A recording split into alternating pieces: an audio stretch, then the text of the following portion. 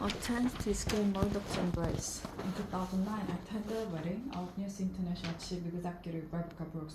The ceremony took place by a lake at a country estate. I stood next to TV presenter Piers Morgan while Paul Deck, Daily Mail editor, was a few yards away. Rupert Murdoch was closer to the action. David Cameron hung back up the slope. Gordon Brown, then Prime Minister, arrived late, with all eyes turning to him as he walked down to the lake. At the reception, I had a brief conversation with Mr. Cameron.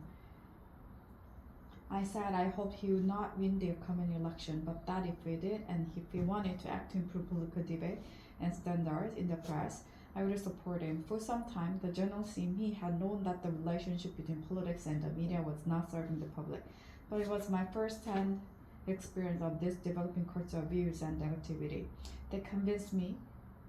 British press and 24-hour news were making it more difficult for elected leader to govern. It's got worse, hasn't it? He said. I replied that he would be a much stronger prime minister were he to take office, not feeling he owed anything to the big media groups. At that point, Mr. Murdoch joined us, and we changed the subject. Perhaps we should not have done so. That we did, however, illustrated something of the dishonesty at the heart of what are essentially political and commercial relationship. It is not easy to do what Ed Miliband, Labour leader, did last week.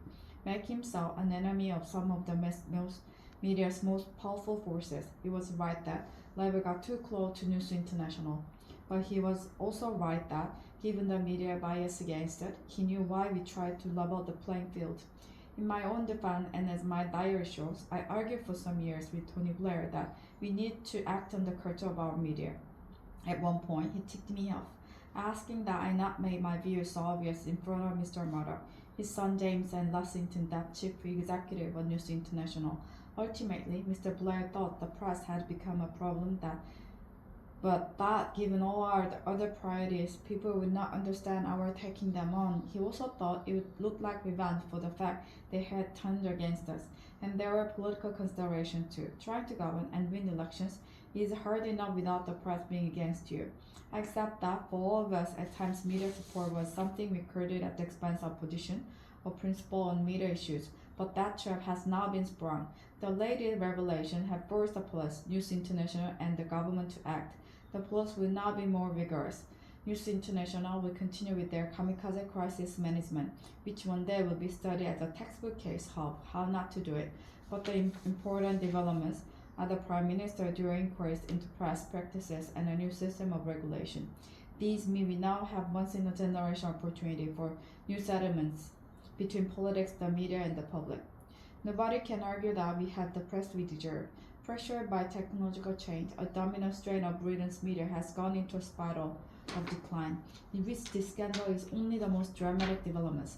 Mr. Cameron did not look comfortable announcing the reviews.